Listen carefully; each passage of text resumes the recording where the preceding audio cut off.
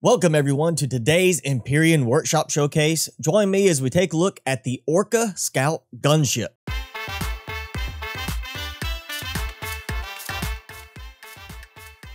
So today's design is one that caught my attention on the workshop because I am looking for a good small vessel design for early game where you don't have to worry about the resource cost as much.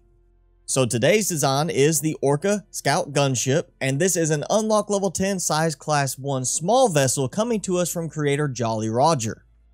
This ship actually clocks in as a size class 0.29, so it is quite small, which is one of the benefits it has.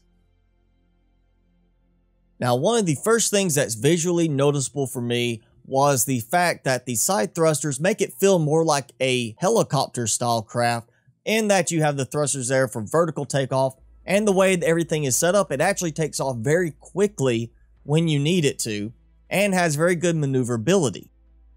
And yes, there are a lot of elements on here that are openly exposed. However, because of its smaller size and increased maneuverability, it makes it a much harder target for turrets to hit.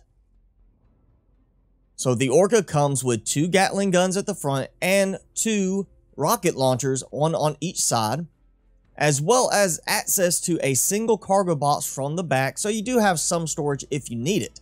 This is not meant to be a very complicated ship. It's meant to be a quick scouting ship, and from my testing has worked extremely well for combat against points of interest. Once again, this is the Orca Scout Gunship, and it's an unlock level 10 size class 1 SV. With its smaller size and of course smaller frame, there's not much room for a lot of things on this, so it only comes with 2 fuel tanks, giving you a total capacity of 1200 fuel. However, this is not really a big problem because, as you can see sitting here, I have 18 hours of use even with thrusters and RCS turned on when it's sitting still, and when it's flying it actually is still pretty efficient. It carries 2 oxygen tanks, but of course there is no need for ventilators, so you don't have anything you have to fill up.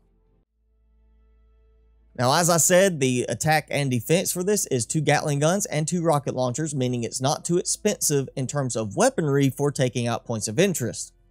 It comes with 1 cargo box that's in the back area, as I showed you, and has 2 ammo boxes, each one tucked away in one of the side engine sections. Now, besides the visual look of it, it was the resource cost that drew my attention to this ship. Yes, the Sathium, Cobalt, and Neodymium that you need will be a little bit more difficult earlier in the game, possibly, until you've actually taken out a couple of points of interest, or perhaps raiding a neutral point of interest, such as a refinery, mining operation type thing, where you can actually find these in some of the cargo boxes. But in terms of the iron, copper, and silicon needed for this, is actually very low cost. Now, this may not seem like much of a ship. It doesn't carry any production capabilities. It has very little storage, but that's exactly why it works. It's meant for being a scout ship, and of course, with its cost, especially once you get further along in the game, this is quite disposable. It doesn't take long to build, which means if you need to replace it completely, you can very easily. More importantly, in my actual testing, where I was using this as well as trying it against some other designs for small vessel usage to find something that would be suitable for point of interest attacks, this one excelled above the rest. Even with the other ships being as maneuverable as this, its smaller size made it a much more difficult target for turrets to hit. And testing with it against some of the points of interest I found recently in my live streams gameplay, it handled these taking less damage than some of the other designs I tested because they were larger and easier to target. So once again, this is the Orca Scout Gunship by Jolly R0ger, and if you want to check it out in your own game, I will have a link in the description below. Be sure, if you check it out and like it, to leave a thumbs up and a nice comment on the workshop page for it.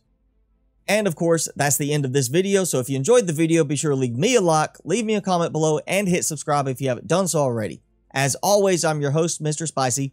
Thanks so much for watching. Be sure to keep it spicy this week, and I will see you in the next video.